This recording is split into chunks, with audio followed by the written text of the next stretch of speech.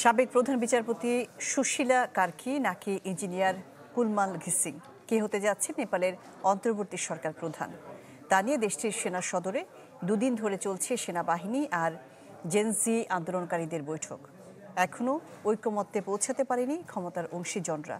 বহাল আছে কারফিউ, বিমানবন্দরে বেড়েছে নেপাল ছাড়া মানুষের ভিড়।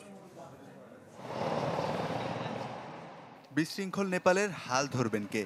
3 দিন পেরিয়ে গেলেও এই সিদ্ধান্তে পৌঁছানো যায়নি। গেল দুদিনে নেপাল জুড়ে সম্ভবত যে নামটি সবচেয়ে বেশিবার উচ্চারিত হচ্ছে সেটি সুশীলা কার্কি। এই সাবেক প্রধান বিচারপতিকে অন্তর্বর্তী সরকার প্রধান হিসেবে যোগ্য মনে করছেন জেনজিরা।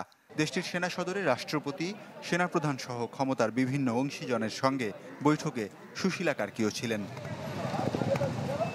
কিন্তু সামনে এসেছে আরও একটি নাম। তিনি হচ্ছেন ইঞ্জিনিয়ার কুলমান ঘিসিং।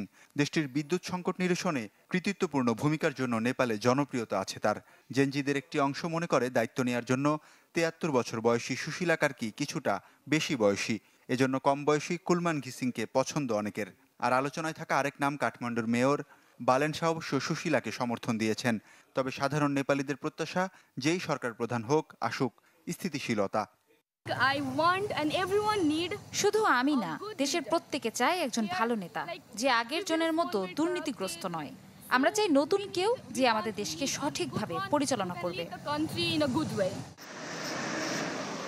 বর্তমানে অস্থায়ী ক্ষমতায় আছে সেনাবাহিনী। পথে পথে টহল, রাস্তায় স্বল্প পরিসরে চলা যানবাহনে তল্লাশি চালাচ্ছে নিরাপত্তা বাহিনী। জনগণকে বলা হচ্ছে ঘরে থাকতে। বহাল আছে কারফিউ। বেড়েছে 2 দিনের সহিংসতায় নিহতের সংখ্যা। এ পর্যন্ত 34 জনের প্রাণহানির খবর এসেছে। আর সরকার পতনের দিন বিভিন্ন কারাগার থেকে পালানো 13,000 বন্দির প্রায় 1,500 জনকে গ্রেপ্তার করা হয়েছে। এদিকে কয়েক ঘন্টার জন্য কারফিউ শিথিল হতেই মুদি দোকানগুলোতে দেখা যাচ্ছে উপচে পড়া ভিড়। প্রয়োজনের বেশি চাল ডাল কিনে মজুত করছেন অনেকেই। দেশজুড়ে বিশৃঙ্খল পরিস্থিতিতে নেপাল ছাড়ার চেষ্টায় আছেন হাজারো মানুষ। বৃহস্পতিবার সকাল থেকেই ত্রিভুবন বিমানবন্দরে দেখা গেছে বাড়তি ভিড়। ভবিষ্যতে দেশ আরও অস্থিতিশীল হবে এমন ভাবনা থেকেই মাতৃভূমি ছাড়তে মরিয়া তারা। ওয়ালিউল্লাহ ফারুক, চ্যানেল 24।